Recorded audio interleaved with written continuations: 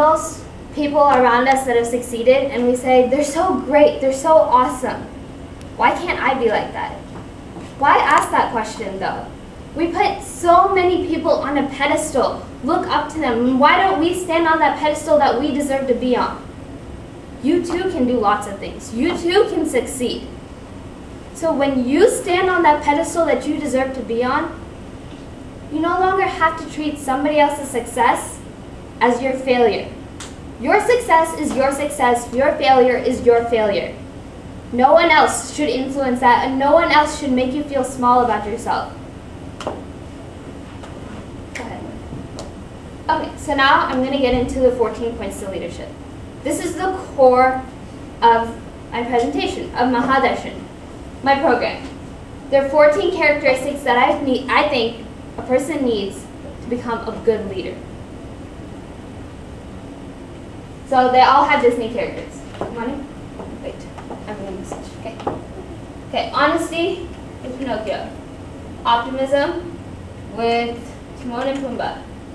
Determination with the tortoise and the hare. Okay. Judgment with Jiminy Cricket. Problem solving with Tom and Jerry. Let me actually just read it.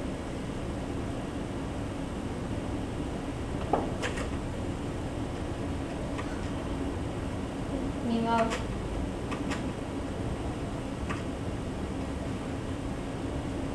And finally, Hermione with the organization. So, I'm not going to talk about all 14 points today. Just a few that I think apply to you guys. So, honesty. What is honesty? So, is it just telling the truth? I've heard it times.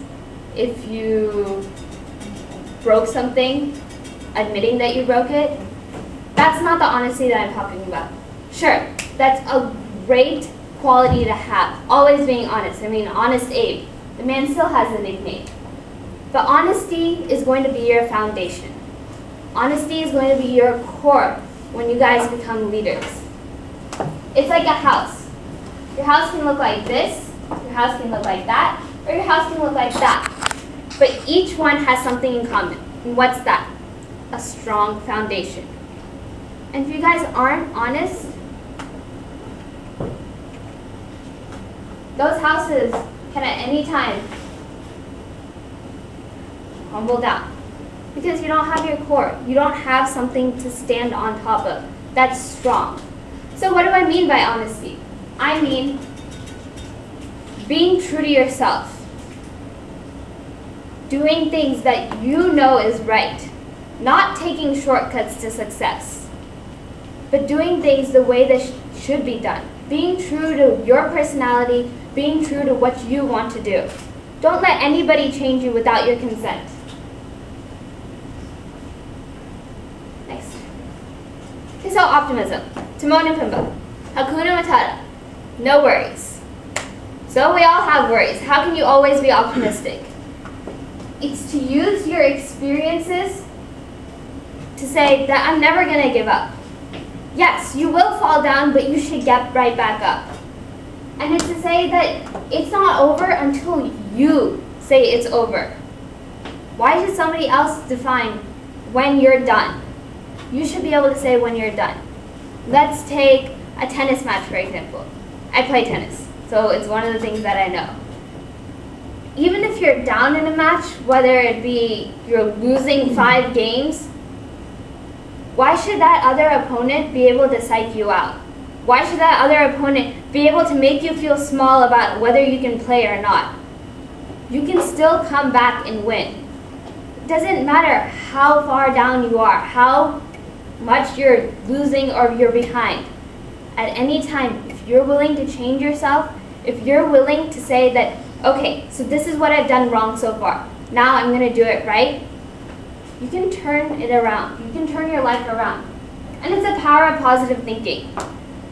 I don't have the easiest time with this sometimes. Sometimes I do tell myself I can't do this. But every time that I've told myself I can do this, every time that I believed in myself, it's always helped me. So, I'm going to make you guys do something you probably don't want to do. Repeat after me. I know you're not in kindergarten, but just try it. I'm positive I can do it. I will never give up. Try it. I know you guys can all. Can I hear it one more time? I know you can all talk.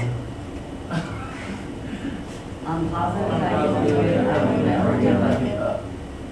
Okay. So you guys, seriously try this. It helps. Determination. So the tortoise and the hare. Everybody knows the story, right? Do you want to know the story? No. Okay. For those who do know it. So, how does the tortoise and the hare relate to our lives? Yeah, sure, the tortoise won that one time, but the hare probably beat him 99 times out of 100, right? I mean, the hare is faster. So why did the tortoise win that time? The way you apply this to life is those who try to sprint at the end and get it all together, and those who work hard slowly but surely. In this country, a lot of times we think of the concept of instant gratification. And that is, you do it for 5 minutes and you succeed. Fortunately, life doesn't work that way. Sometimes you will get lucky. Sometimes it will all just fall into place for you, even if you haven't worked that hard. But the one sure way to win is when you have a goal and you work slowly but surely towards it. So if you want to major in physics and chemistry, you have that goal. That's a great thing. A lot of people don't even have an idea of what they want to do. You want to go into music. You want to go into cosmetology. You have a goal now. Start working towards it. Get your grades up in school. Start a band. Do things that... Do you already have a band? See, you already got it. When you work surely towards that, you will reach those goals. I'm positive. I'm sure that you will. So think of it not as, well, there's no way that I can outrun them, but instead, those who try to sprint at the last minute may succeed at that one point, may get lucky sometimes, but if I just work slowly and if I treat myself as a tortoise that will never give up and will just keep working towards that goal, even if I can't do it the fastest, you will reach that goal one day. And it's not about reaching it there in 5 years, in a year, in a few months. Sometimes it's about thinking in 10 years ahead. That seems like a long time, especially since it's like most of our lives. But when you're 26, 27, 28, and you have a job, you have what you're passionate about, then you'll look back and you'll say, all those years that I worked hard, they paid off. If I had goofed around then, now I'd be struggling to make ends meet. Why do